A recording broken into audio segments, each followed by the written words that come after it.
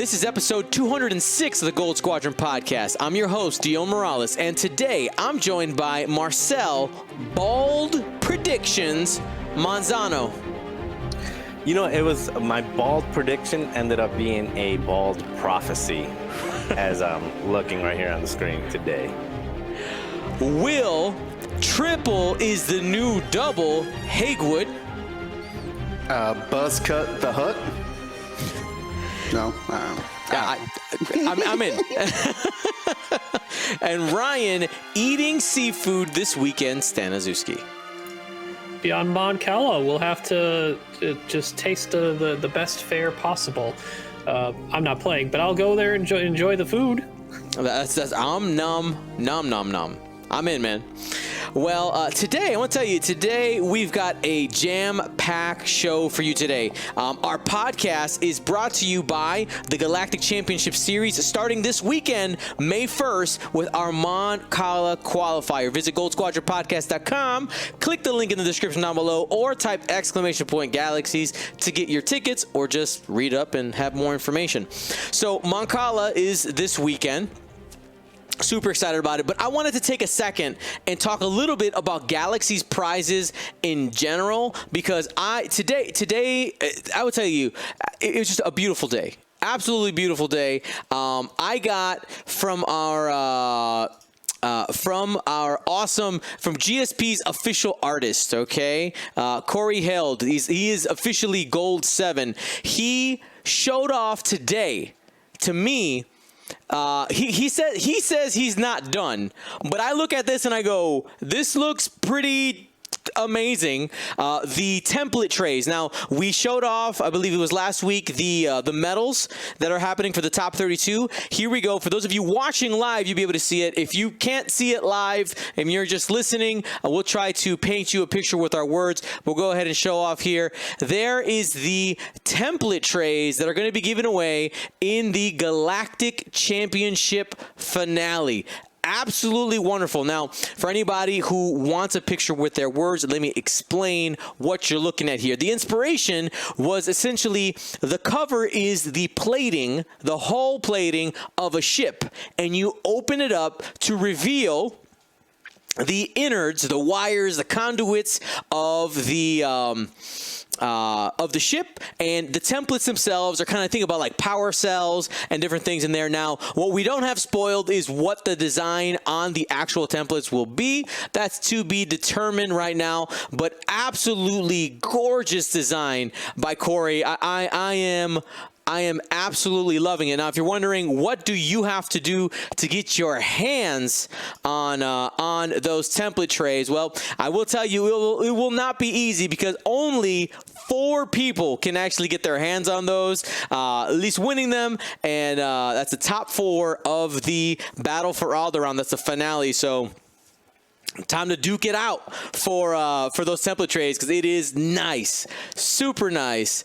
And this is something that we're actually going to be doing as a bit of a series in the future, is trying to get some different inspiration for different ships, different factions. And this is our first one. Corey absolutely killing it, so hopefully you guys like it, because I know I am a big fan. And then additionally, I posted it on Instagram today. The Death Star target locks came in, the target lock set, which gives you an opportunity to look at the basically what are the rest of them going to end up looking like. And what I'll do here really quickly is I will give you a quick preview of that. I will turn to my individual camera and I will grab them from our little photo box here. But if you haven't seen these, they're absolutely gorgeous. We have a better picture on Instagram than what you're going to get right now, but yeah, absolutely gorgeous. Like we said, they are golden. They represent the planet that they're on. These are going to be given away during the Battle for Alderaan finale. and just gold on the back. The one is the marker to show what ship's target lock it is, and one is the actual lock that you put out there on an enemy ship. So just absolutely awesome, absolutely awesome. It is great these days where when the prizes come in. I got more stuff on the table, but I can't show them all off. Okay, I can't show them all off. So wanted to do that now. With talking about the prizes, this weekend's Cala, I wanted us to make some bold predictions on what we think could happen this weekend. We haven't had a large-scale extended contest like this in a little bit. A single weekend event. As of right now, let me see how many people actually completed their registration as of right now. I know it's over 100. 118 people plus. It looks like there's about 20 people who still need to be accepted. So we're going to end up being in around the 130s, somewhere around there, people competing this weekend. Maybe a little bit more. There's always an influx of people who sign up last minute on the Thursday and the Friday. So it is going to be an awesome way to go jump into it. Now, gentlemen, it's extended. We've gotten 3 new sets. We've been talking about it the last 3 weeks. We talked about the new Scum, Empire, and Rebel, and all of the weird new things they can do. Now, Marcel thought he was real cute earlier when we were discussing what we're doing with the show, and he goes, prediction, Hera makes the cut. And we all just rolled our eyes. We all rolled our eyes. Marcel, we said bold predictions. I am a prophet. I know. I see these things coming. I saw the bald prediction, and I see Hera in our future. Okay. Well, let's get it started. Let's get it started. Anybody want to go first? Bold prediction for Cala. It's okay to be wrong. Vader Defender will not make the cut. How's that? What, say that again? Nah, it's a terrible one too. All right. Vader Defender, no cut, but that's not. My bold prediction is that Kanan in a Hawk will have a higher placement than Hera Syndulla.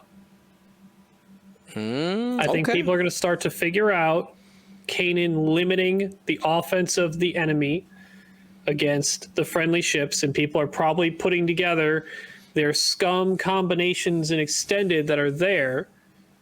And Kanan in a Hawk with Maul crew can be really devastating to any 3 or less ship lists offense. All right. Will? There won't be a generic in the final. No generics. Everybody with a real name. Spacers be like, we're real too. No spacers, no blacks, no Black Squadron aces or veterans. There's a lot of Black Squadron. But I'm trying to think of what are the strikers? Black Scouts? Black Squadron Scouts. Yeah. Scouts. No Inquisitors, no Barons of the Empire. No Barons. Not in the final. Not in the final. Okay. All right. I'm sure they'll come real close. Marcel. So the dog ate my homework, but I just made it up right now. So I think it's in the same vein as William.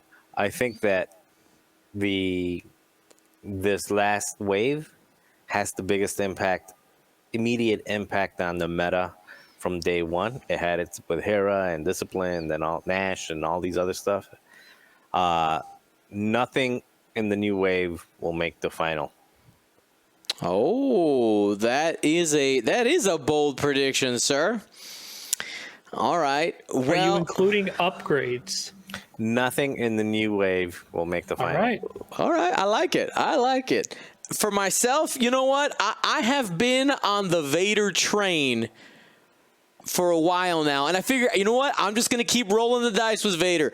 Vader makes the final. Vader in the Defender makes the final. We're fighting already. We can't both win now. I almost made the same thing, but I made myself let's be a little more realistic here. And let's go with Kanan doing better than Hera. But that's not to say if we could get both. Vader could be in the final against someone with Kanan, and we both win, right? WW. Easy. Easy, baby. Oh man, that's awesome. So those are our bold predictions. We'll see what ends up happening. Super excited. Remember, the action is based in Atlanta, Georgia time zone. That's Eastern Daylight Savings Time, and player meeting starts at 9 a.m. Dice are rolling at 10, and we will be live for 6 rounds. 6 rounds of X-Wing action. So super excited about that. Should be super fun. Oh, by the way, Will, to answer your question from earlier, yes is my answer to that. Will I need help? Yes. Oh, all right. Super random. I was like, wait, I realized I hadn't answered Will yet. I'm glad that's an inside joke for just me and you, then. That's it. Fantastic. Just me and you. All right. So now we're going to talk about another upcoming event that's happening that for you, our community, this is a streaming event. This is just a viewing event for you guys. You guys sit back and get to watch the GSP crew battle it out. Yes, we are bringing back the Gold Squadron Showdown. Pew, pew, pew, pew, pew. I'm pumped. I'm hyped for the Showdown. Now, if you don't know what we're talking about, the idea is this is going to be a streamed round-robin competition between the 4 of us, GSP hosts. Now, the way round-robin works, we'll essentially each play against each other 1 time, and that'll determine a winner. We'll have 6 total rounds. There is a situation, depending on how it goes, where we might need a 7th if there's a tie, but it's unlikely. If it happens, we'll figure it out. Now, some rules have changed from last time. One of the bigger things that's happening is we're going to be actually doing it in person. Per CDC guidelines, because we're going to be doing it in my home, and all 4 of us are fully vaccinated, as well as our partners and everybody who's going to be here, we can be together without masks and be able to put on the show for you guys. So super excited about that. Number 1 is just making sure hugs will be had and given. That's right. And Cookies will be consumed. They will be made. They will be consumed. I expect a doggy bag to take some home. You can take as much as you want. It's going to be cookies for whoever's there, including Cala, including your family, Dion, and Will, if you want to bring home to anyone too. Arwen, the cookie bandit. There's gonna be extra cookies when you give them to me. Yeah, you're gonna last. And yes, I think is it Lanbolo in the chat says, guys, who's ready to see human hands moving ships? I know, guys, they're real. They're real things. We're gonna have to use them. Oh, it's gonna be so ugly. Gotta do like the hand twister where you get the judge to help hold a ship and then hold another ship and then check an arc or move or man, bumping into a ship in a mess of ships, that's all been automated. It's going to be so bad, and it's going to be beautiful. Now, let's talk about how this competition works. You guys know that we're going to be playing a total of 6 rounds, maybe 7. You know that we're going to be in person, and of course, we're going to try to figure out who wins a showdown. Round 1, we're going to be doing a draft. Let me get back to it. We're going to be doing a draft. Now, this draft is going to have a total of 8 rounds, okay? Have a total of 8 rounds, but it kind of works a little weird. So round 1 is pilot bans, okay?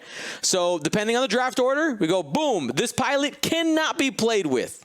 Round 2, upgrade bans. This upgrade cannot show up in anybody's lists, okay? Then rounds 3 through 8 are pilot drafts, okay? Now, if a generic is picked, a couple of things end up triggering. That generic now becomes a unique pilot, okay?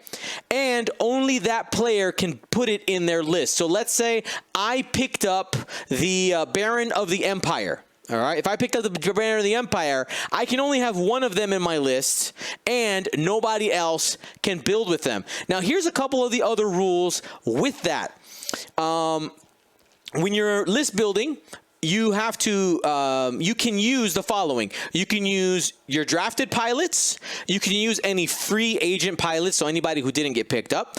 And as long as you're adhering to any of the bans, you must build a total of 3 different lists, okay?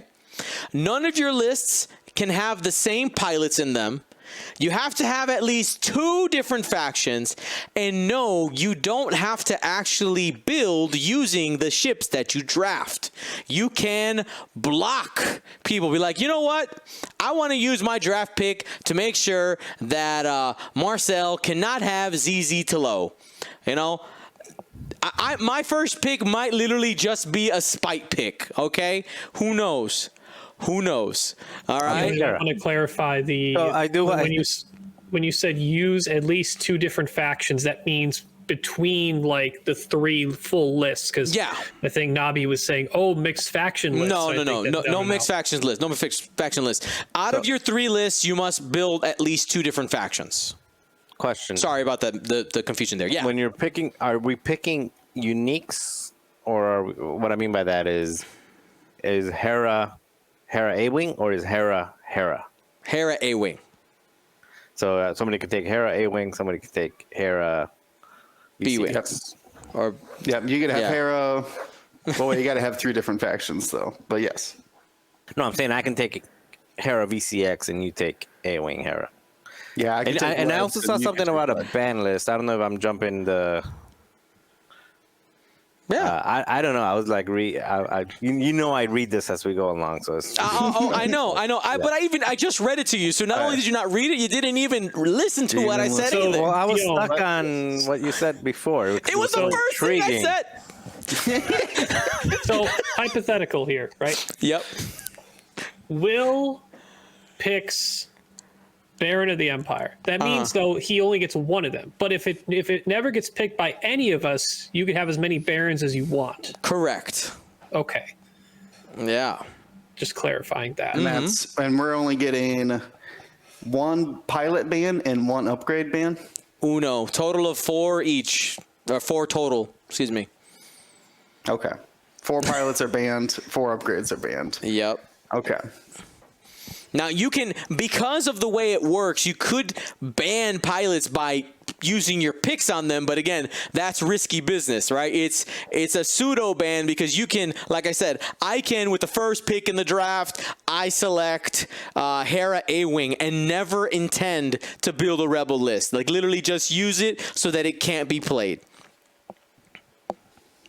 So, yeah, should be fun. So that's the plan. Now, go ahead. Can I ban Will? You cannot. Oh. You cannot ban players. Can you pick players? I wasn't expecting that question.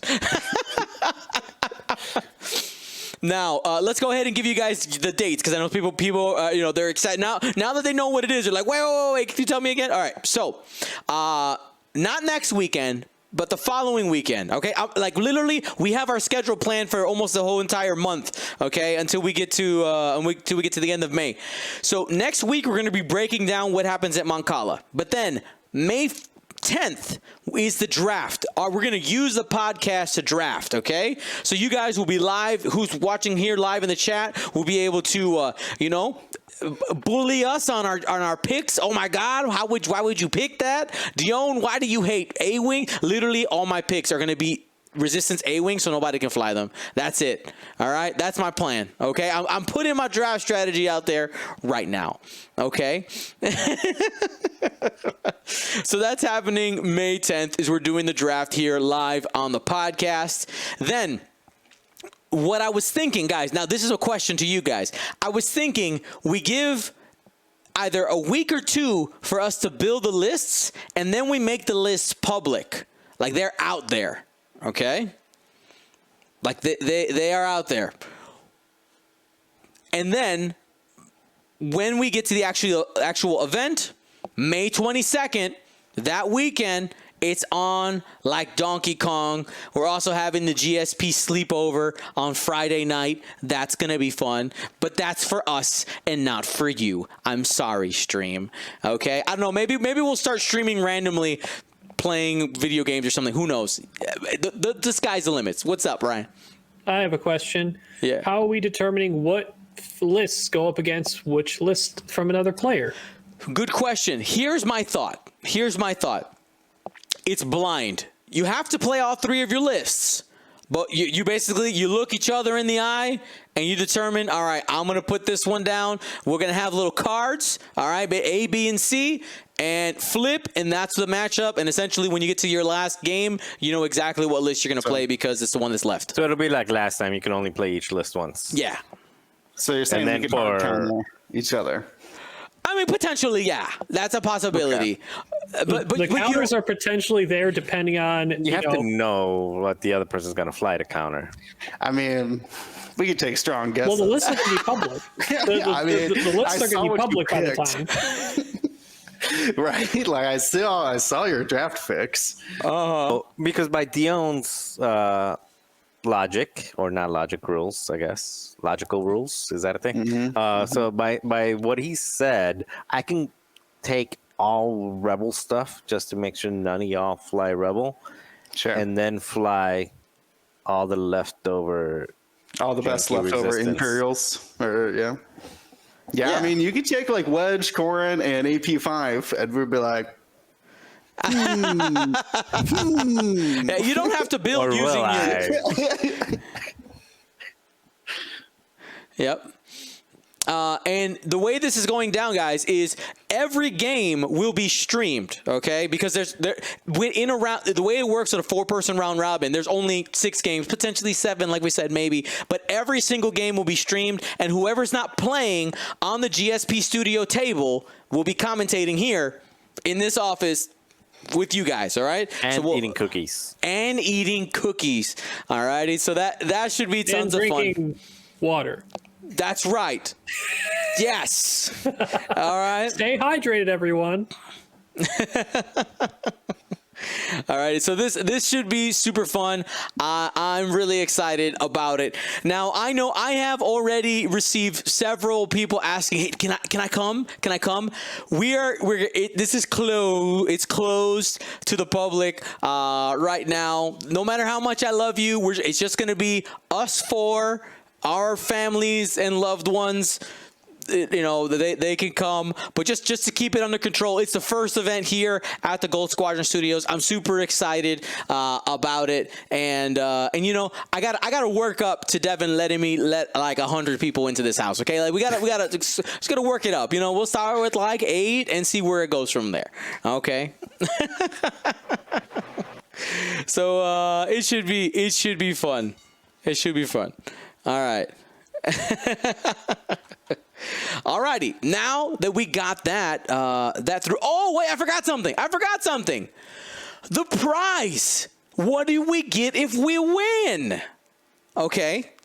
Now, Will, I owe you a championship belt. I know that. I haven't given you that one. I was going to say that. Yeah. If we're going to get that clear belt again. No, I owe you one. But Give me one of originally, those little mini ones. How big were those little mini ones? they're like wrist size? They're about wrist size. Yeah. So the plan is Like bicep size, like this, 24-inch pythons. depends, not on these biceps.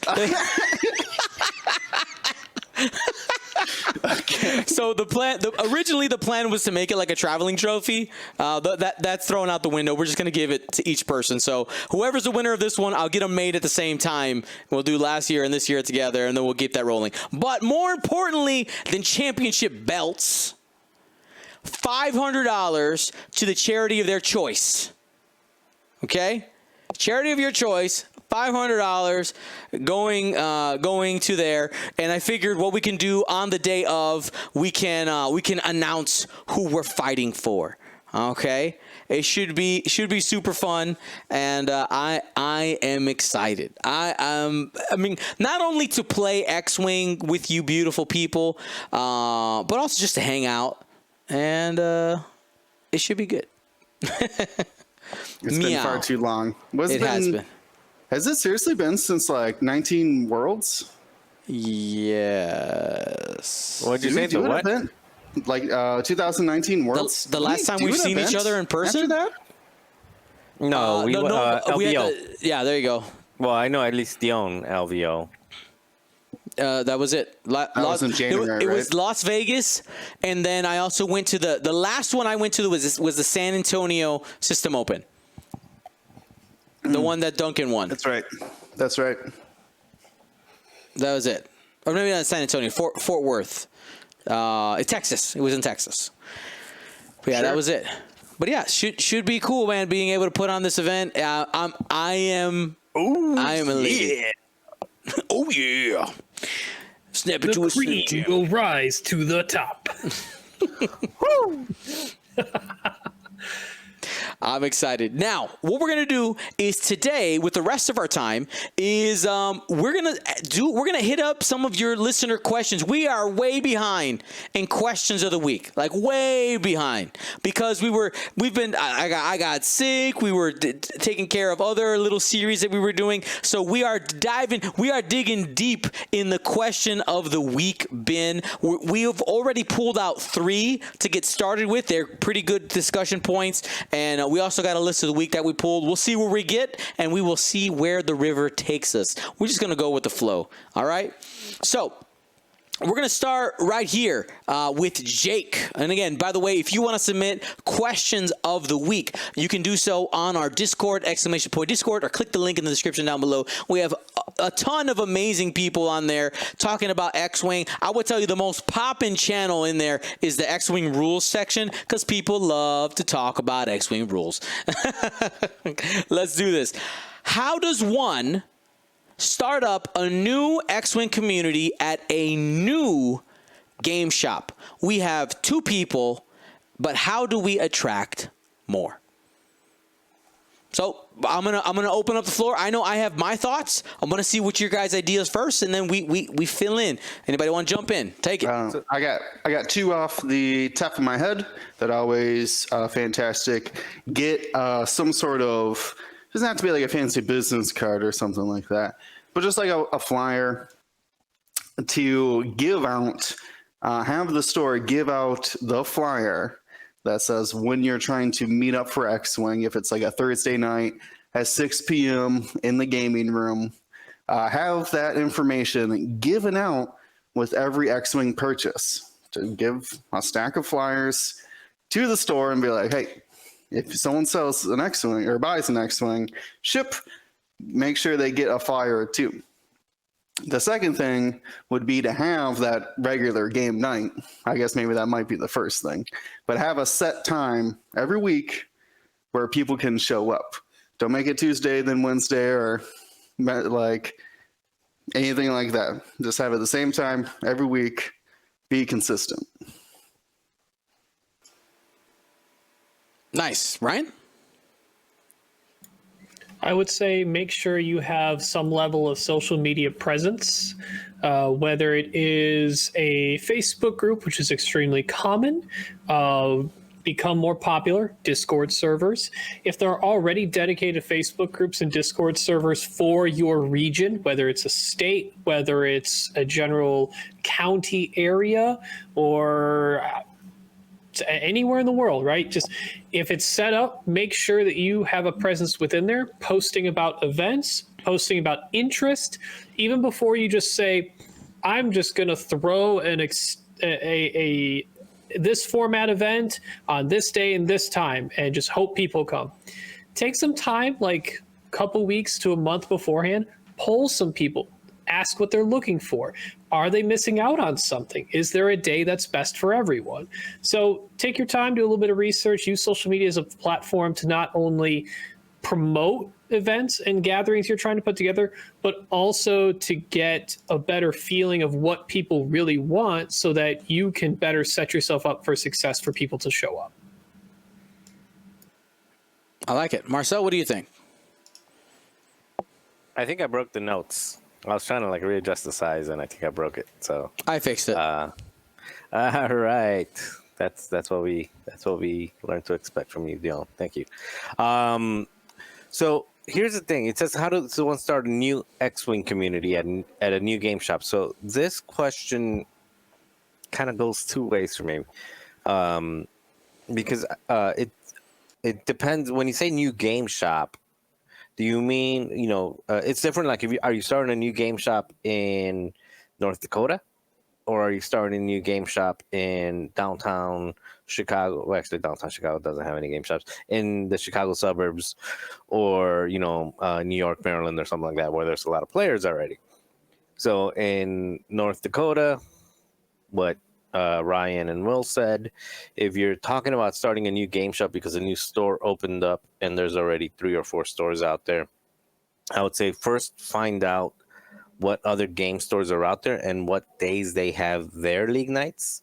So if they have their league nights on Mondays and Thursdays, make sure you pick something that doesn't bounce up with them, and then go to their league nights and then become part of their community, and then say, hey, if you don't have enough X-Wing in your life and Mondays ain't doing it for you, we're also starting to do Wednesdays at so and so place. So I would say that just if it's a new store, but not necessarily about all the noise.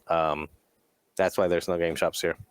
So I would say if it's a new store, but there's already an existing community there, just tap in and make sure you don't overlap your game nights and you become part of their game nights, and it'll be reciprocal.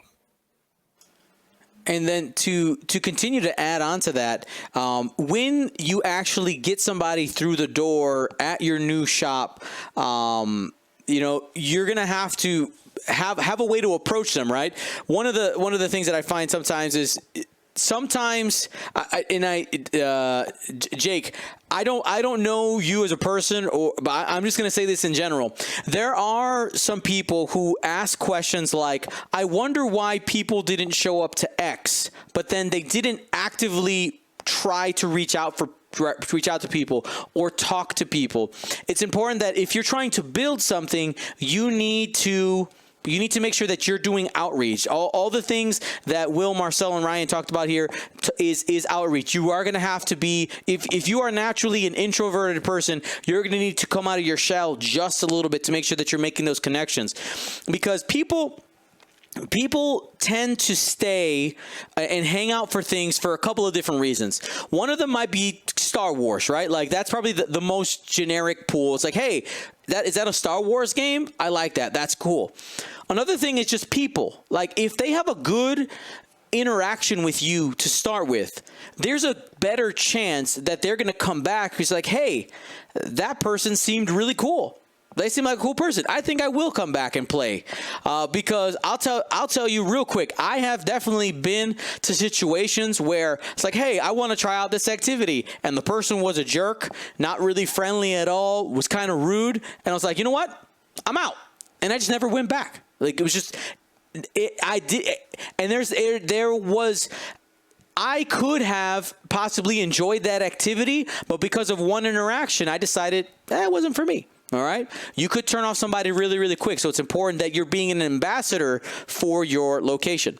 And then one other thing is that when you actually get them playing, this person, these people, keep it simple at first. Keep it simple. I highly suggest taking a look at the Teaching My Wife to Play X-Wing series because we talk about some different ways to take a beginner and a couple of different ways you can go approach them. We talk about some beginner tips there. That'd be great. And just have conversation with people. Like it's just really try to build friendships.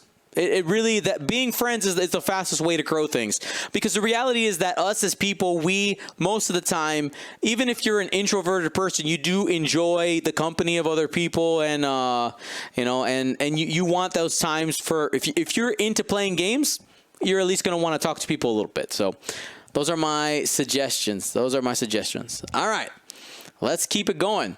Fallen 707 asks, do you ever think we will see electro proton bomb in hyperspace?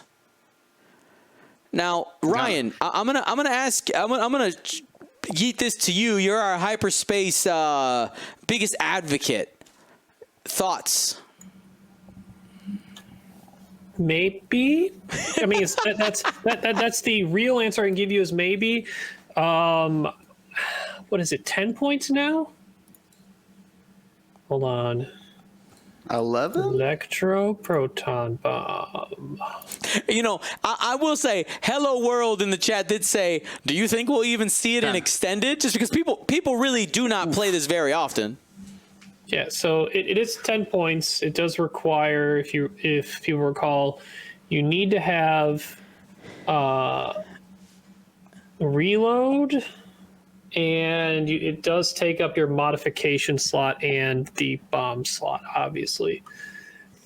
Its effect is pretty crazy, but it also takes longer for it to explode and go off because it starts to fuse. I think there are too many other good bombs that you can put into play for cheaper and not have it be a focal point in your list for it to matter for if it's in hyperspace or extended anyway. Will it be in hyperspace? Probably in the future. Will it matter? I don't know. Probably not. Yeah, I mean, I know that those type of questions, they're definitely a little bit difficult to answer because that's essentially asking not only a like a game design question, how will AMG take the reins there, but then also how will people perceive it meta wise? Like, what's the here? You know what? I'm going to alter the deal. Currently, it's 10 points. The most popular bomb is thermal detonators, right? Which is currently at 3. Is that right? 3 points for 4 bombs, 4 drops total. How many points does electroproton bomb need to be where all of a sudden you're starting to look away, you know, the bad boyfriend meme, right? Where you start looking away from the thermals and you start looking at that electroproton bomb. You only get one. Happens one time. How many points? I think you got to start at 8 to be playable. So I would say 8 for it to see some play. Probably 6 or 7 for it to get a little bit more consistency. Because think about it, you're talking about one-time bombs. That's the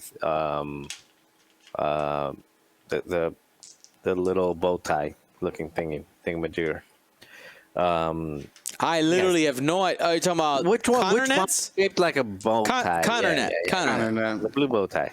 There you go. So that one is 3 points. It's a one-time only with a damage and an ion effect. I mean, albeit it's I would say better than electro because it's like immediate gratification. Especially it impacts 2 turns. You drop it on them. They can only focus that turn, and then next turn they're ionized, and then they can only focus one time for 3 points. And that one you're starting to see some play, but when it was more than 3 points, it had no play whatsoever. Proximity mines 6 points, 1 auto damage potential of 3 damage twice per game. So I would say it's equivalent to a proximity mine, especially because it's so easy to. It's area denial. It's probably going to hit less people, but it's going to clear the area. So it's got to use. I mean, if you're trying to run for points and say, hey, I want, you just want everybody to run away, or you want to break up a swarm, say, okay, now you're not in formation anymore. But other than that. Anyway, long way of saying 8 for it to see play, 6 or 7 for it to see consistent play. All right. I mean, Will, you got any thoughts on electroproton? I think as long as Gamma Key is in hyperspace, electroproton won't be. Freezing somebody's weapons disabled is not. It's not hyperspace. That's not a thing. I think it's currently the only way to do it, to proactively do it. My guess was 6. Like, I would fly it in a lot more list at 6 points. It just has so many requirements, though. And the new Y-Wings can't take it. They don't even have mod slots.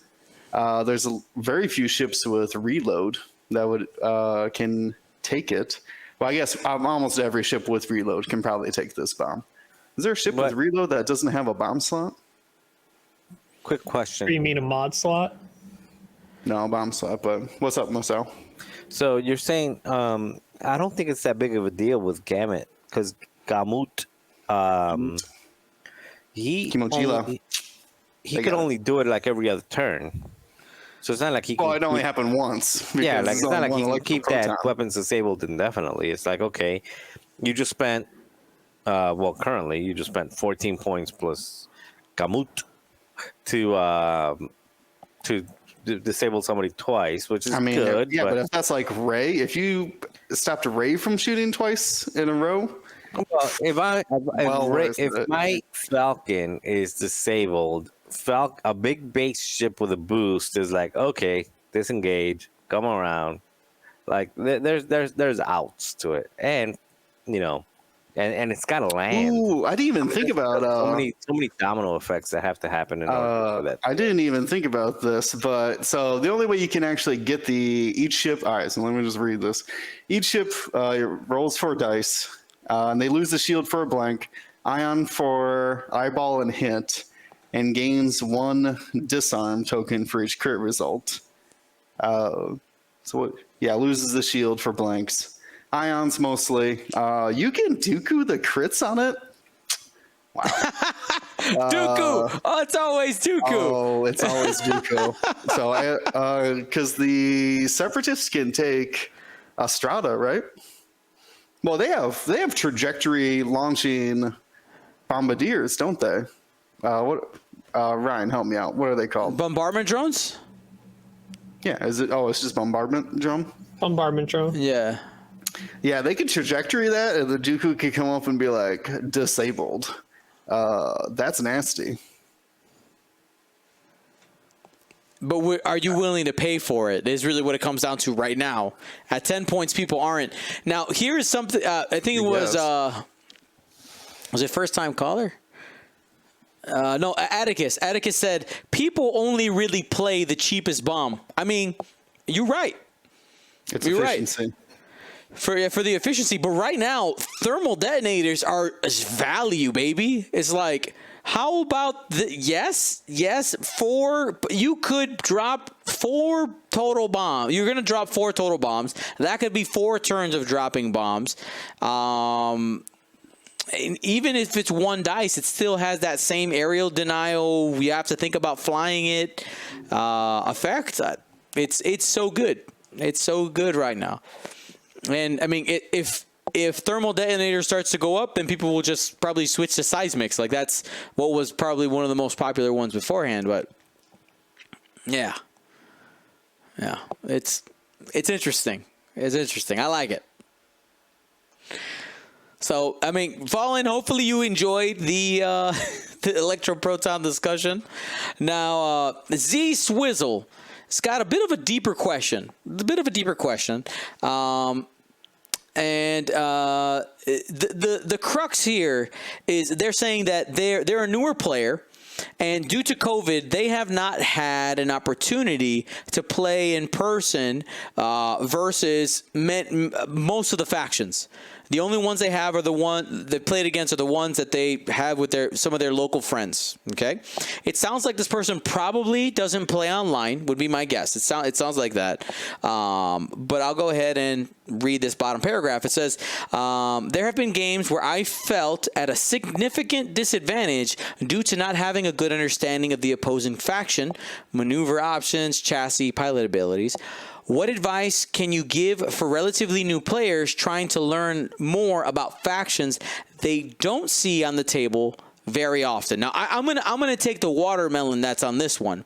Now, Z Swizzle, there's a couple things. If you're willing to play online, not sure if you are, but if you are, that is a great tool. The first thing you should do, because it is, besides the fact of paying for Tabletop Simulator, but once you do, it's play the factions that you don't know. Play the factions that you don't know. Like if you don't know something, you got to get to know the enemy before you can fight it. Play with those things you don't know. You'll probably be bad at it at first, and that's okay, because the whole point of it is to experiment and just try to just get more familiar with the ships, okay? And that allows you to, spam as many of a certain copy of a ship as you need very easily. But if you're only playing in person, and you don't play Digital X-Wing, my next suggestion is you need to watch games. You have access to Discord. That means you have access to YouTube. We have a massive, absolutely massive catalog of games from all factions, all kinds of prototype of faction archetypes, from all the way from recruit level all the way up until ace championship level games. Watch those games. Watch those games and look at the choices. There's two different ways. This is going into a little bit of a different topic, but I tend to say that there's two different ways to watch a game of X-Wing. You could be watching for like just pure entertainment, like you're there for the ride, the ups and downs, and then there's what I'm going to call tactical viewing, where you don't so much care about what happens on the dice. You're there for looking at the maneuvers. Why did they make these choices? How do their cards combo? And see the different decision trees that people make. Now, sometimes those things converge. Like you could be entertained by that, but essentially, what's the purpose of your watching? That's what I got. I may have taken a lot of that answer, but you guys have anything else? I got an easy one. It's become common practice online with a I had to hit it as like a TTS modded or of the week or something, but there is a in Tabletop Simulator, there's a card that you just put onto a ship and then it shows the dial of the ship. If you have Launch Bay, Yasby shows these maneuver things as well. Maneuver things, you know, The maneuvers. The maneuvers of available to each ship. So if you haven't played against this ship before, or even if you're just not familiar, either look at their dial, ask to see their dial, do it multiple times if need be, or if you have access to it, pull it up on Yasby, pull it up on Launch Bay. Is there any other real world places they could find out dials? Maybe if the person you're playing with has an extra dial, they can just give you the extra T70 dial, and that way you could spin it in your hands. That's a great reference. Someone pointed out, like, yeah, learning that defenders have a white 4K, not something you want to learn halfway through a battle. No. No. I do a white 4K. Excuse me? Excuse me? Yeah, things like stops as well. I'll be like, I didn't know that. Like, what? You just did a reverse maneuver? Yeah, those maneuvers will catch you by surprise. So taking a moment to, like I said, if they had an extra dial, that would be preferred. That way you can just have it and spin it when you need to. But like I said, there's some other references for that specifically. I've been thinking about getting some like inspired by the TTS version of getting some of those cards printed up and making them available for people. One of the challenges is just because there are so many ships. One of the other options that I know our buddy Jeremy had for a long time, now it's a little bit outdated by now, but making little maneuver cards. Now they were really tiny, but you could find on this card the maneuver dials for specific ships. Basically, were sorted by faction. So that could be an option as well. And I mean, chat, let me know if that's something you'd like to get made. Maybe since we have so many ships now, we can get them printed on more like tarot size cards, a little bit bigger. So you can have that with reference with people starting to play more in person. Yeah. So I'll take the pickle of the answer. So I would say. Are you making fun of the fact that I called my answer a watermelon? I just mean like it's easy to hit. It's a baseball reference. Like, oh, you threw me a watermelon, easy to hit. Isn't that like that one comedian that just hits it with a hammer? That's the only Gallagher. There you go. Yeah. No. But anyway. Pickles are easy to hit too. You can just have a pickled watermelon. How's that? buddy? So I would say something that I would recommend if you don't play online. Obviously, the best answer is always play online. Play online more, and you play against people all around the world, and you get exposure to a lot of different stuff. If you don't do that, depending on how much time you got, I'm a big fan of just list building and building online. So just go on Yasby, go on whatever list builder that you use, and just build yourself a list for a couple lists, like 4 or 5 lists, even if you don't own the faction. Because I know a lot of people that are only playing in person. Maybe you only bought into like 1 or 2 factions, so you only have rebels and resistance or something like that.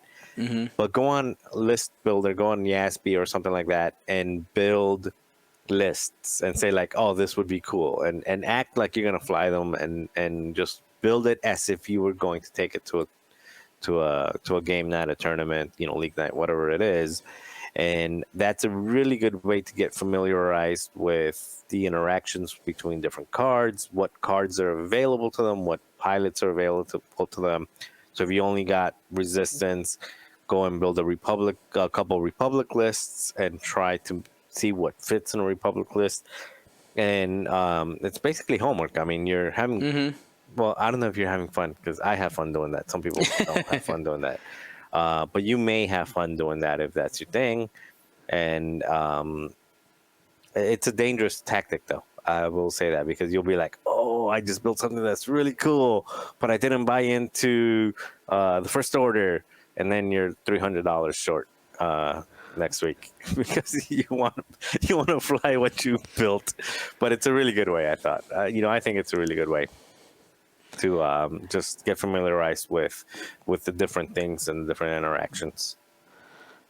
All right, so let's keep it rolling. I got another question here. This is from Cool Blade. Just skipping Ryan. Nope. Oh, Ryan. Sorry, Ryan. You didn't jump in. I thought Ryan exists. I know Ryan exists. Or do I? Bum, bum, bum. I don't know. I haven't seen you in like a year and a half. Who knows? This is all a simulation. It's all a recording. All right. So I actually think so. Marcel's bring up the point of trying as much experience yourself, even if it's just on the list building aspect. It just gets you familiar with the cards and everything. I'd say another approach you could take, if you really want to be someone who just wants to focus on, this is my thing. This is the factions. These are the only things I want to pay attention to and focus on. Because I know if I go down the road of looking at other stuff, I'm going to spend money, and I can't do that because my wife says I can't, and etc. Whatever. My parents say I can't. Whatever. So, or for everyone, a husband says I can't. Doesn't matter. You're a person. You have financial limitations, as might be a reason. But I'd say find the friend or another player that you feel comfortable and you're confident in their abilities to play those factions you're less familiar with and play more games with them. As you're playing, don't be quiet the whole time. Both discuss step by step, just for your practice and for you getting used to it, what's happening, the interactions that are likely to take down or likely to happen. Like in the beginning of a game, instead of just being all like, okay, dials, put ships down, be super quiet as if it's like a tournament trying to keep stuff away from each other so I don't keep telling my secrets. Like lay it all out for them. If you're helping this person, you want to tell them, all right, this is what I'm probably trying to do because I'm trying to accomplish X, Y, and Z. And if I do these things, it's going to end up good for me in this faction because of how I've built this list or something. Do it in the post game too. If you feel that the mid-game talk just takes the game too long, just be open to post-game discussions. And the biggest thing, like I said, is just making sure you're with someone that no matter what happens in the game, even if you feel discouraged by other times you've played against X factions, you can come away after the game with the person you play with, learning more and feeling more positive about your future games against those factions than feeling discouraged about facing them in future games.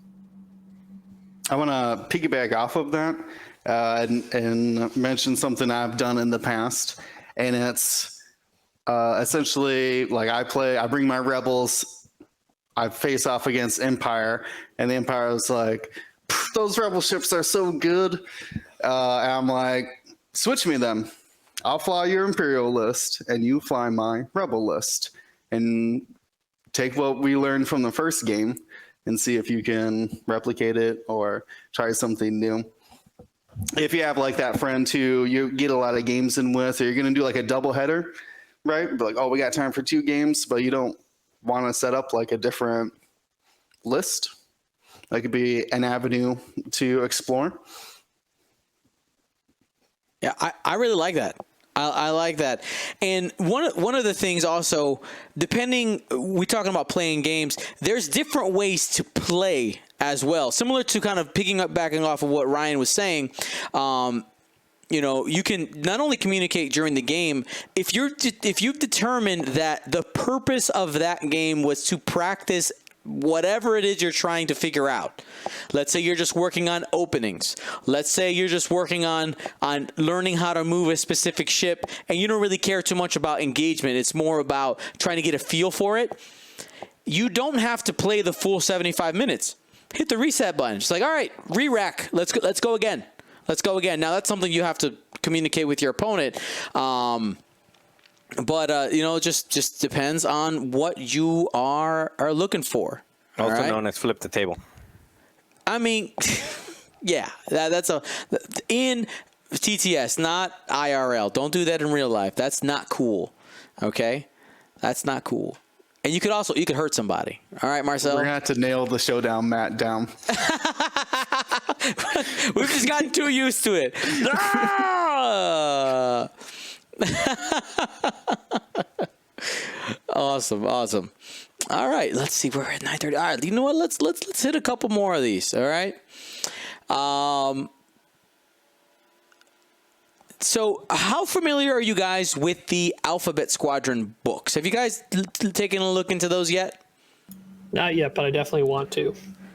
I'm assuming it's got letters in it. Many letters. Words 3 too? books worth. All right, then that question that one doesn't work. All right. Well, here there was a question. I was scouring my inboxes. I could not find who asked this question.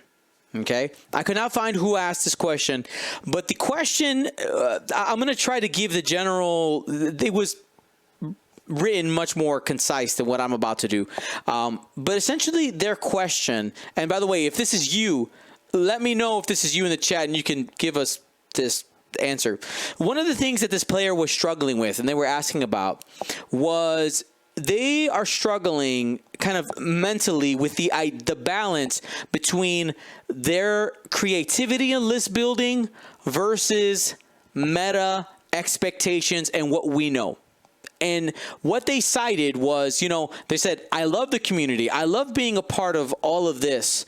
But one thing that they've noticed for themselves is because they pay attention so much to podcasts and the, and the games and all that, that because as a community, we pretty quickly solve the meta, right? Like we can figure out pretty quickly what are some of the best combinations and all that. Now, I still believe that I don't think we ever find all of them. Like there's always something that probably gets left out on the table, but we can pretty quickly identify what are some of the best things in the game at the moment.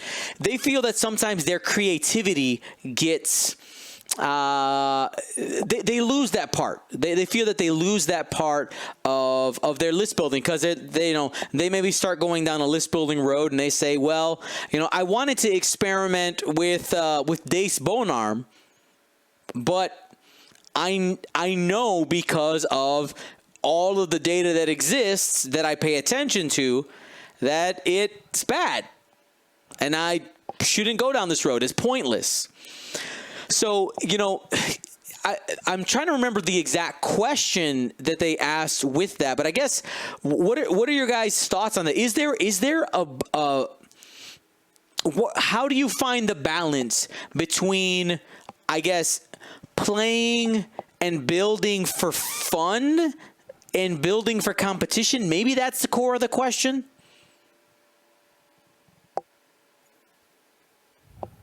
You get a lot of blank stares. I know a couple people. I build for what I like to fly, but then I play it. Well, not always. Sometimes I play it in a tournament and I do terrible, and then I flip my virtual table. But just build what you like, and experience will tell you if it's good or bad. I don't know how else to say it. Like, and the more you do it, the more you'll start getting a hang for what will work and what won't work. So if you want Dace Bonar to work, that just try it a couple times, build around it, and see how it does. Ideally, you're doing it in a casual environment, but also know that if you're doing it in a casual environment, your opponent is probably flying in a casual environment with a casual list also. So don't put too much stock in the results of a casual night. But you can. I would say the more you do it, the more you get a hang of it. One of the things that we talked about this in in a lot of different podcasts, not just one. Like, we've talked about it a lot, about what makes, what takes you from being, outside of just natural gifts. Like, some people are just gifted at chess, some people are just gifted at X-Wing. Outside of just a natural gift, what takes a person from a just regular, 500 player or sub 500 player to making the cut consistently is being able to learn from your mistakes. So that's what I would say. Like, if you're building things with ships that you want to be good but are not actually good, you have to be willing to, at the end of the game, break down what actually happened in the game and why you lost. And if you say, well, I lost because I didn't get the dice that I wanted, or I lost, I think it's probably a clear giveaway. I lost because I couldn't get my trick to work. If you can't get your trick to work, it's probably not a good trick. So that's probably what I would say is just fly what you have fun flying. Build the things that you think are good. Like, get wacky with it, because that's usually, we talk about Paratani. No, we don't talk, but back in 1.0 there was Paratani, right? Nobody was flying a tiny mind link at the time, and then all of a sudden, Paratani came out as like, oh, a tiny mind link, which at the time was a card that, if you think about it now, like, it would rule the universe now. Right, yeah. But everybody thought, like, oh, like, one person takes stress and then everybody gets stress. Sure. But then also one person takes focus and everyone gets focus. Like, it took one person to say, like, this card's not so bad. Let me build something. So go ahead and get wacky with it. Build the things that you like. Put the Dace Bonars out there. Put the I was gonna mess up that person's name, but I'm messing up that person's name would have been a strike for Dion's channel. But it's something with an OFF at the end that gets double stress. I mean, gets double focus after K-turn.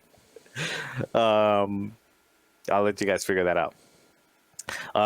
But anyway, like, build the things that you want to build, and then if it's bad or if you lose, be honest with yourself and say, is it a bad list, and did I lose because I did not give myself the best opportunity to win, or did I lose because there's still something to this, but there's better choices that I can make. I don't know. And what I think something else on top of that is, we have seen instances of people bringing something that we're like, wow, this is a combination we've never seen, and it does really well. But one person, I know I talk about him a lot, but that's because he's done this pretty consistently. Both Matt Carey, the two people who come to my mind are Matt Carey and Nicholas Scott. Those two players have more than once brought a list that on paper people went, at the time, this is trash, this is bad, why would you play this, right? In a vacuum, if you didn't have any names connected to it, you go, why? Do you guys remember there was a time when we looked at the Inquisitor, like the generic Inquisitor, and said this was bad? Like, that was a community thought. The Inquisitor was bad. And then Matt Carey at Gen Con went, let me show you something real quick. and did it. Nicholas God has brought many weird lists with funky combinations and made cuts many times. Like, it is, there are multiple times where we've seen people take the unexpected, the community opinion of a ship, and subvert the expectations because they figured out the trick that works. All right. Now, you might not always be able to find that, but that's part of the hunt. If that's what you're looking for, you could try to be that person. Try to find that trick or that combination that people won't see coming, and who knows where you end up from there. Any other thoughts on that? I mean, I think the mindset is, are you building for competitive play?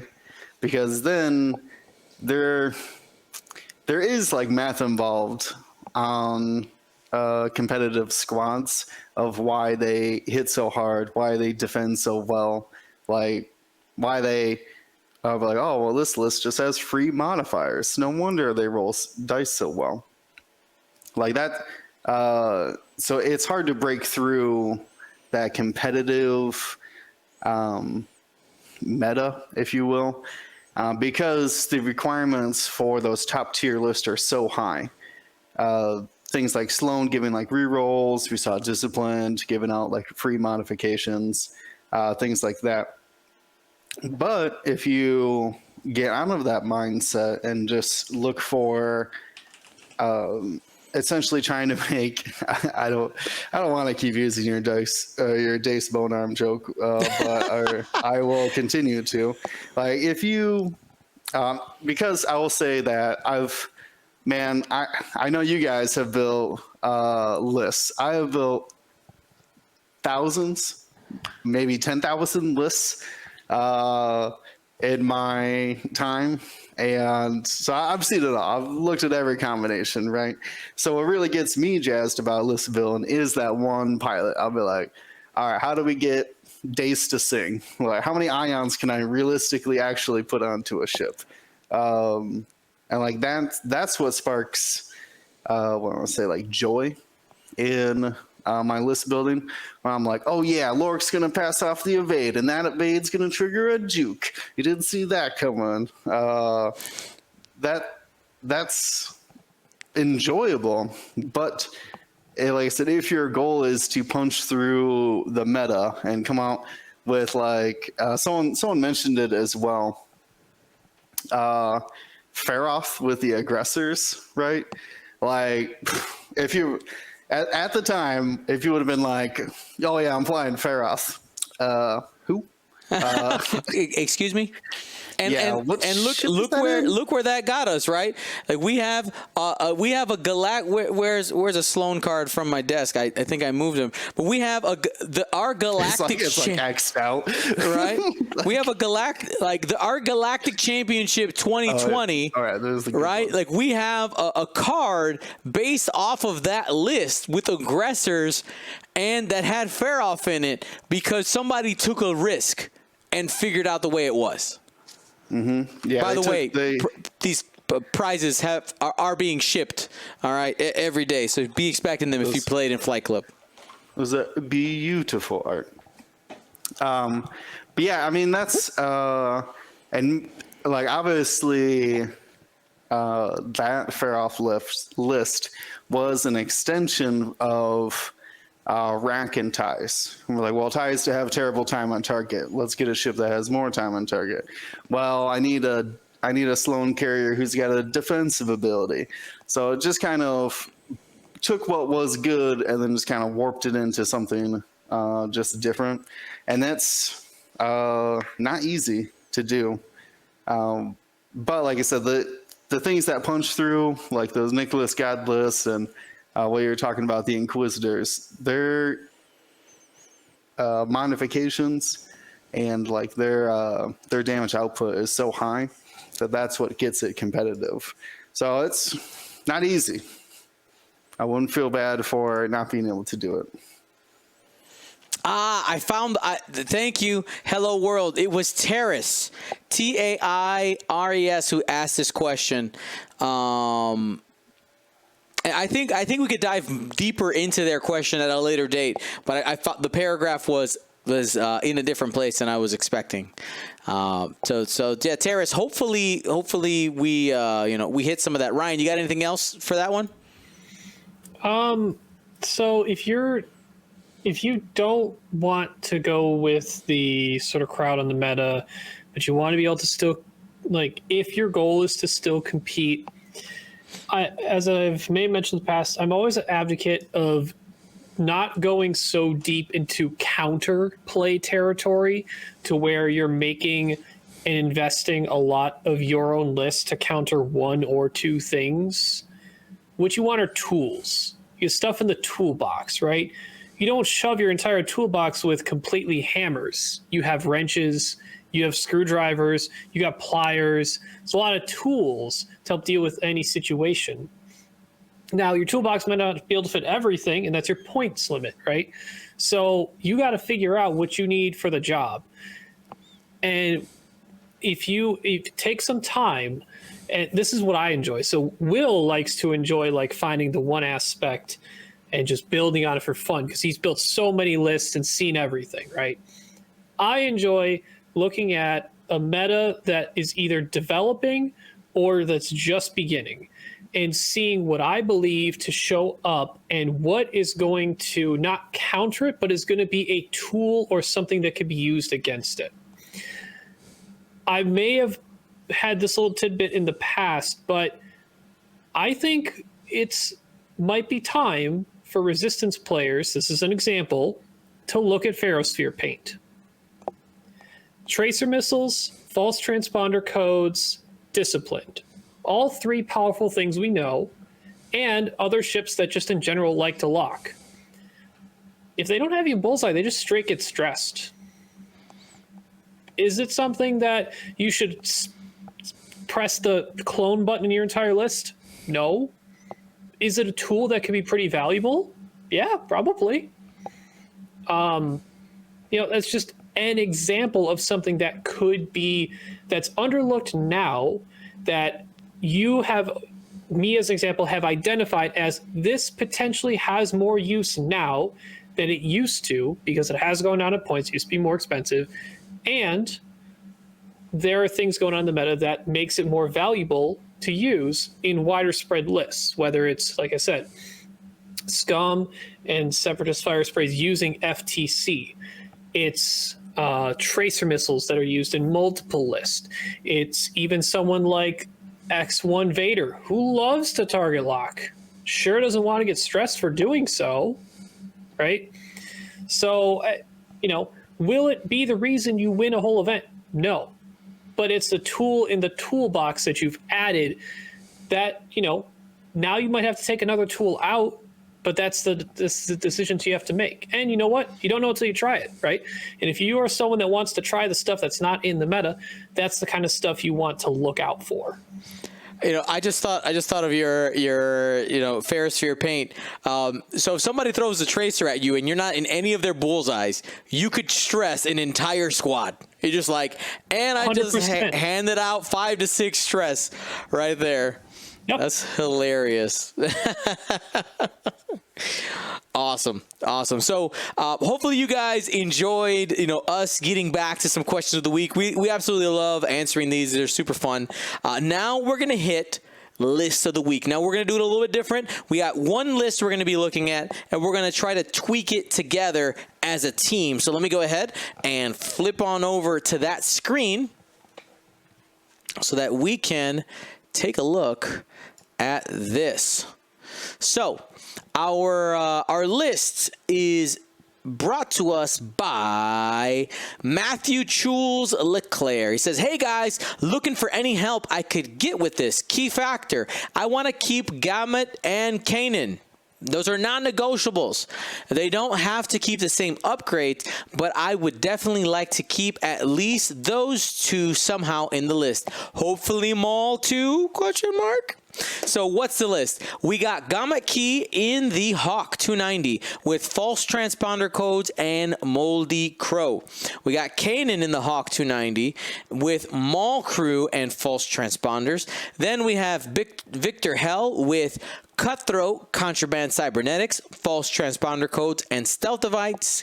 And rounding out the list, we have Tapusk with just False Transponders at 199. All right, guys. So, one of the things I think I identify really quickly is I think we have an offense problem. I think that's the first thing I see. I think we have an offense problem. That's what I was going to count. Like, only 2 ships have 3 attack dice. Like, that's not very much. And a 4-ship build, that's not very much. And there's no bombs as well. So, like, the only way you can do damage is shooting your 2 dice side arcs. Not great. Not a great start. Ryan, what are your initial thoughts? I definitely agree with the offense problem. I think so. I've generally kind of gone with, if I'm investing in Maul Crew on Kanan, I think I want to move Moldy Crow. I think Moldy Crow should be moved from Gamut onto Kanan because he himself is more survivable with his ability with Maul, and it's already worth more points. I think it's better to move Moldy Crow to Kanan. And then I would even consider making Gamut a full support ship and putting Protector Gleb on Gamut Key. Okay. All right. And I mean, I'd be down. I'd be down with that. And then it's figure out. I think, I don't know if you guys. What do we? I think the Victor Hell thing is interesting because you got Cutthroat and Stealth Device. It's a 3 dice ship. You know, it's 55 points. Give or take how much you want to invest in it, but I don't know about Tapusk. I think we need to swap Tapusk with something else. Yeah. Yeah, literally any 3 attack dice ship. Yeah. So what can we get for? So if we cut Tapusk and all we did here was transfer, right? You said transfer Kanan, Moldy Crow. Now I think one of the problems that does create is Kanan is now 70 points. So mind you, he's super defensive. But that could be a problem. But mind you, this is just taking points from one place to another. This doesn't really change the equation. It's still 106 points between these 2 Hawks. I'm going to continue the duck, goose, though. Okay, go ahead. Because my man here wants to fly 3 Hawks, and we cannot deny the man 3 Hawks. Well, he didn't say that. He said he wants Gamut and Kanan is what he asked for. Yeah, but he put 3 Hawks, so we gotta honor the 3 Hawks. There's an Not if he wants to do damage.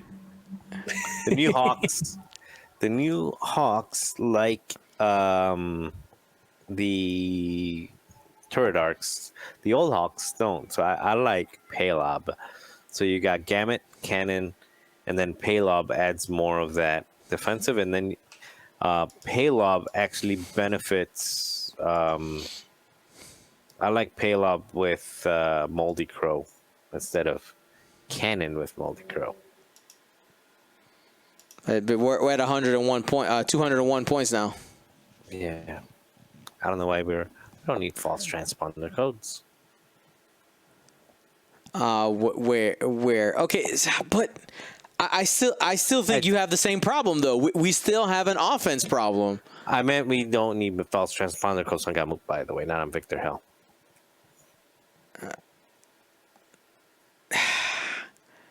I don't know. I don't. You're not flying this list for offense. You're flying this list to just laugh at people and saying you're not going to kill. But that's not. He literally asked us. But you're also not killing them. The whole point of him, he said he's in the chat right now. He said, "Yeah, I've been having a bit of an offense problem.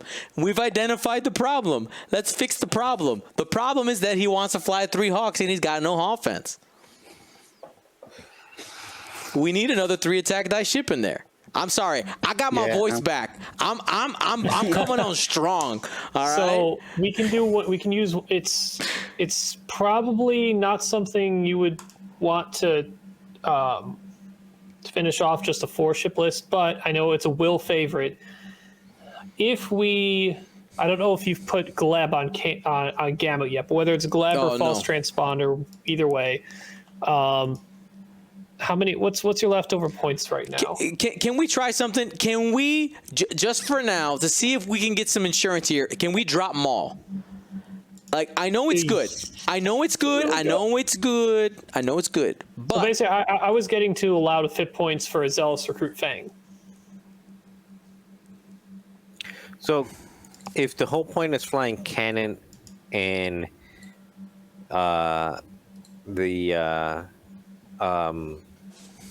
G, why can't we fly Gamut with as a crew? Why does it need to be? I mean, then we have more options. True, but that You is right. if they're in the chat, they can answer if they're okay with just Gamut crew. Are you okay with just Gamut crew, or are you willing to be wrong and lose for eternity? Gamut pilot's still solid though with Gleb, I think, but looks like he said Jewel Gamut says it doesn't have to be in the be. Hawk. Nope. All right, That gone. changes a lot. All right, so the question, and this might be that he was trying to protect the Hawks, but like it's target priority, and right now you have no reason to shoot at Victor Hell as long as Kanan's on the board. Absolutely no reason with the stealth device and the getting it back and yada yada yada. I think you need to get some ships who actually are gonna dive in to the fight and draw some fire. So I think we need some Fang fighters in there. I'm looking at old T maybe. Get some Joy Rekoff. And that puts us to. Can you put Gamut on Kanan? There's nothing stopping him, right? No, but we right now we are at 202 points. Oh, well, see, I don't.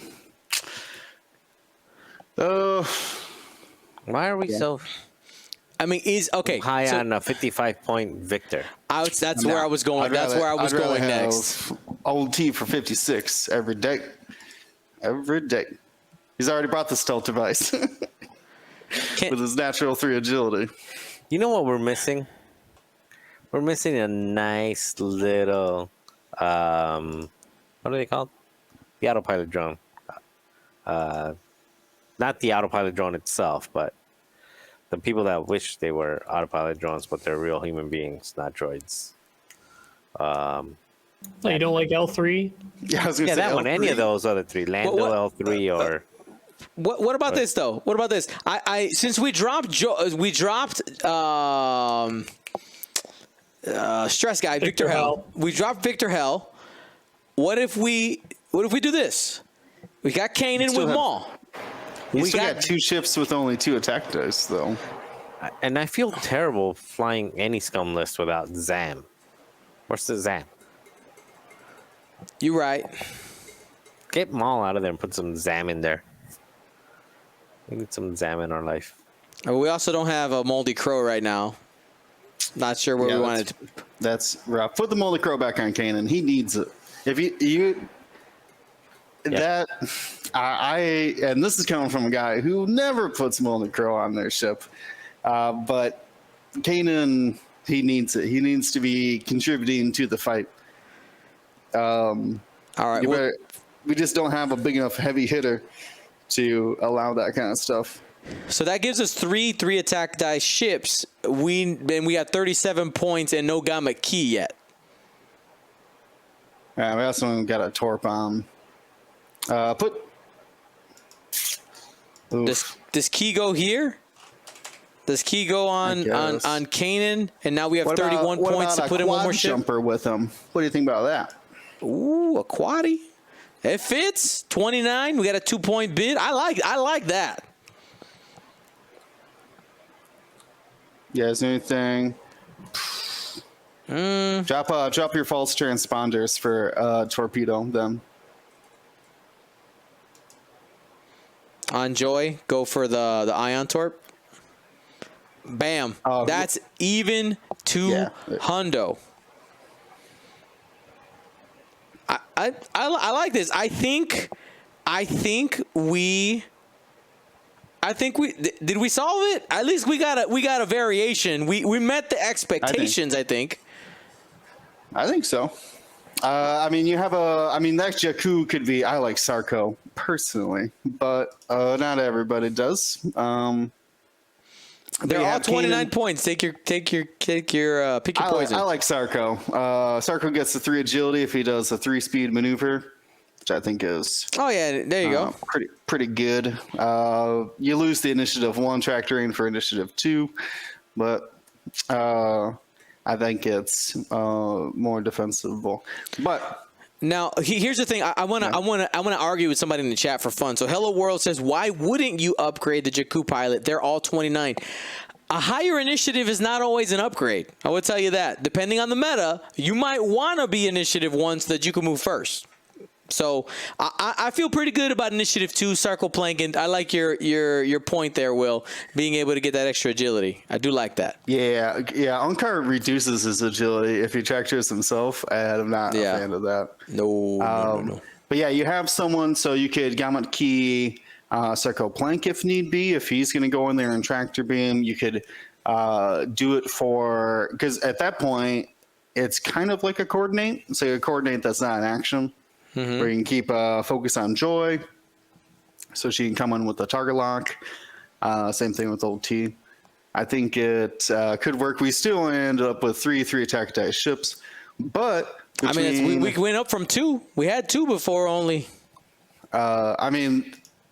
If you shoot at one of these fangs, range 1, and you don't get your range bonus essentially because of Kanan, and they get a free evade.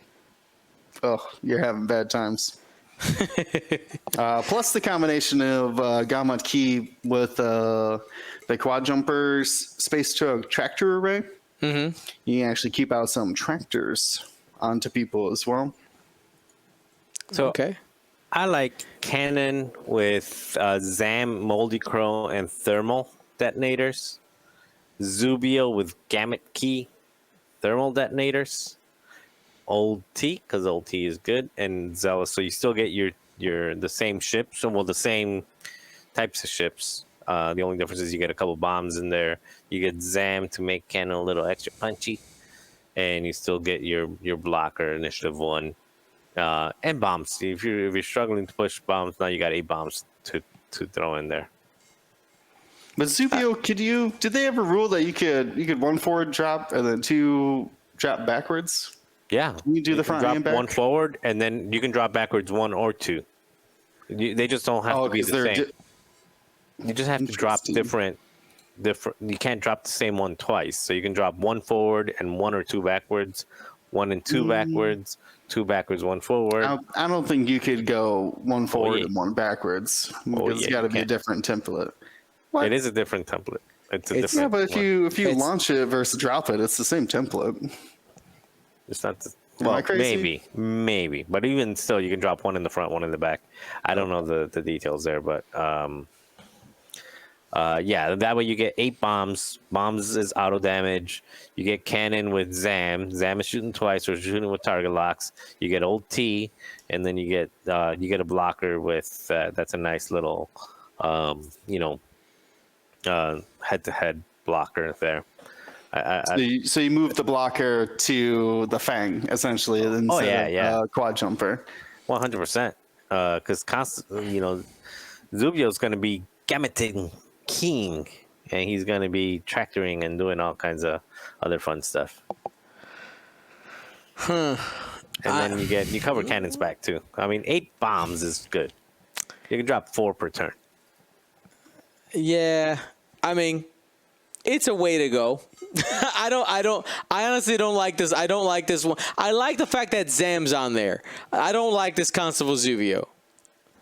Not this build. Marcel loves Constable Zubio. I know. Well, you can actually switch him to, and I like Constable just because he can get a little more creativity with it. But for some crazy reason, every single quad jumper is the exact. So if you want Unkar in there, just throw Unkar in there. It makes no difference in this particular case. All right. So, Ryan, you have any other strong thoughts on either of these or a different variation on the theme? I was trying to put something together that would be a slightly different take. What if you have Kanan, you have Gamut Key, both are still there, both are piloting the Hawks. I have Kanan with Moldy Crow and Maul. Do you want me to send you the link so it's easier to bring toss up? it. Okay.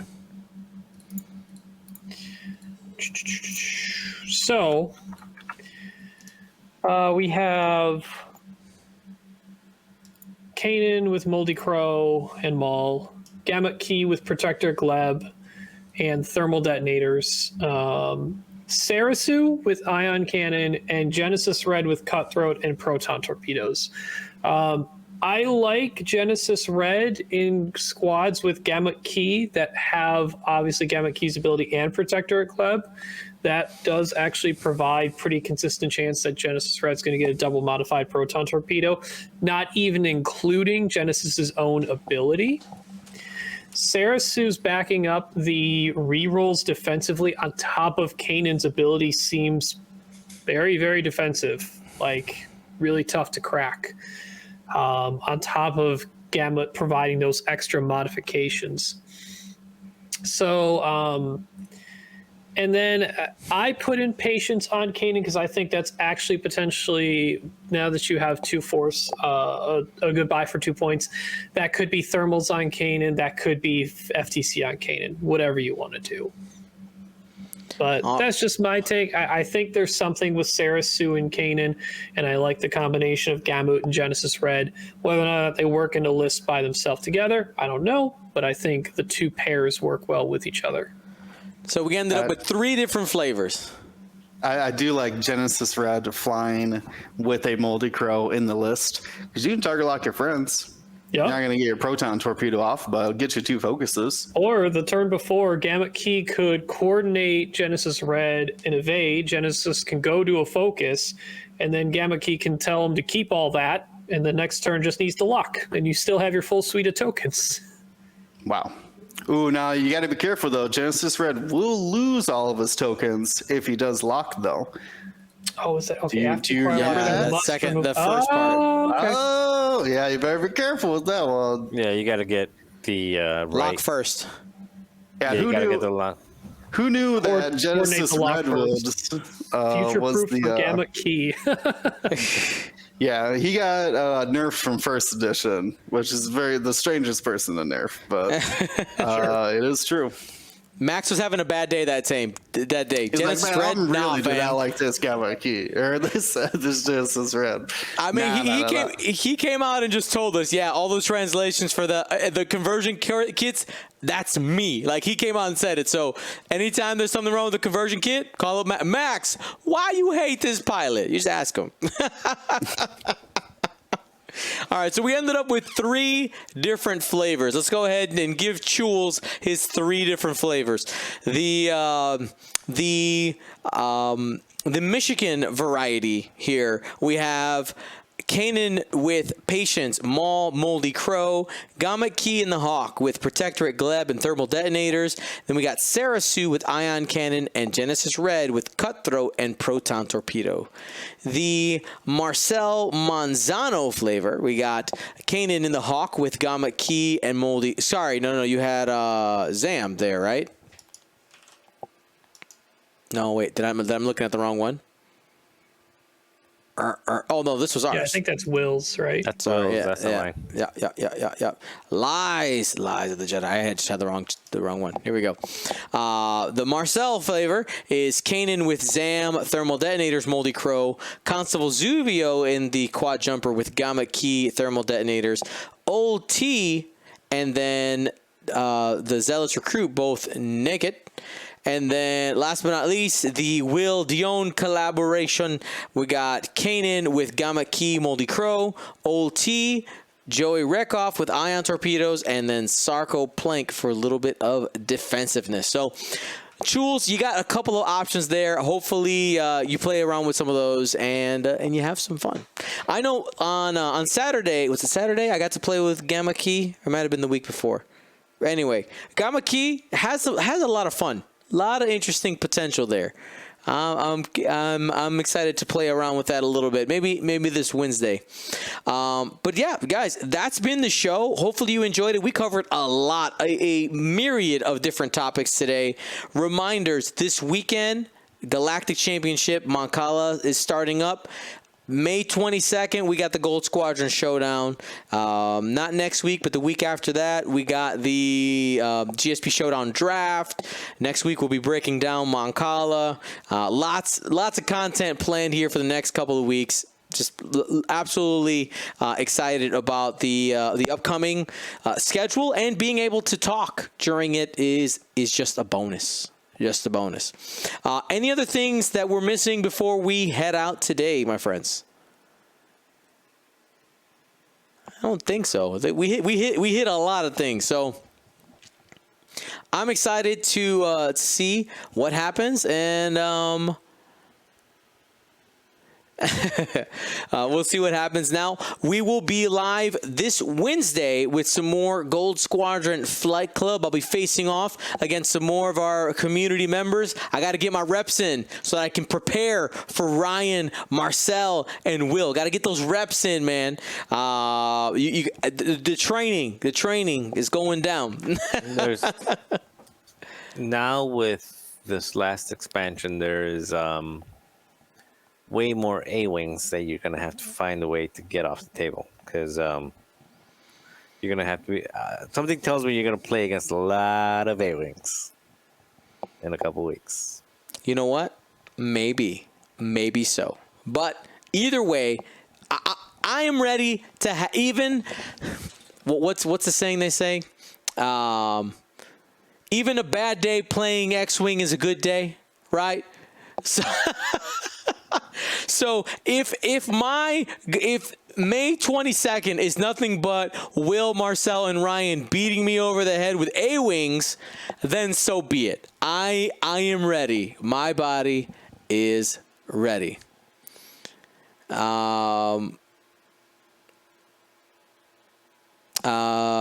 Go GSP Flight Club 4 games. It'll be 3 games. We've reduced it down to 3 games. That way we have a little bit more time in between games to talk to people. And that last game was just getting really, really late on Wednesday nights. So and I was suffering from lack of sleep, and I gotta get my cuddles on. Also, super random factoid for the day. I got new socks today, and I'm so happy. There is. As an adult, when you get brand new socks, so good. So good. That's all I got to say. No, they're not Star Wars socks, unfortunately, because the problem is finding high quality socks that are also Star Wars is really difficult. These are like my favorite type of socks. I don't want to go. I'm not going giving a company endorsements, but I like these socks. I got 2 packs. Got some Fruit of the Looms. No, Fruit of the Looms. No, feel it. I feel like you're throwing shade, but no. Mine are, I think, like Aces or something. I don't even know what mine are. Something with an A. I don't know. I just like the ones I got, and that's all I got. All right, everybody. Hopefully you had a good time today. Let's see. Let me see if I can remember the thing that I'm going to end up remembering as soon as we turn it off. Am I going to find it? Did you remember? Might as well replug that was this weekend. I was going to say, make sure people know about this weekend. Yep. Okay, yeah. This weekend, Cala, May 1st. Be there or be square. If you're playing or if you want to play, there's still plenty of space. And if I go take a look right now, I know people want to know, we got those exclusive target locks, only 100 per qualifier. Let's go ahead and take a peek to see how many are left for this weekend. Now, I had somebody ask, Dion, what are you going to do if the target locks don't sell out for a certain qualifier? We'll just sell them afterwards. That's the plan. I have no need to keep 100 sets of target locks, okay? But essentially, if you pay for them as part of your ticket, it guarantees you get it first in line. If you want to roll the dice and wait for it later, that could be you if you'd like. All right, but I mean, if you want to guarantee it, that's the way to do it. Let's go take a peek right here. Do do do do do do do do do do do do Moncala lock sets. There's 5 left. All right. That's it. All right, everybody. We'll talk to you later. May 1st, be there or be square. 9 a.m. player meeting, 10 a.m. Dice are rolling Eastern Daylight Time. Don't forget. Thanks for watching. Be smart. Be safe. Gold Squadron out. Thank you to ISO, Danko, Baffle, Trojan, Prophet, Shadow, Tycho, Spice, Raider, Lancer, and Fallen, our Grand Admiral patrons, and all of our Gold Squadron patrons and community members. Thank you so much for your support. Gold Squadron out.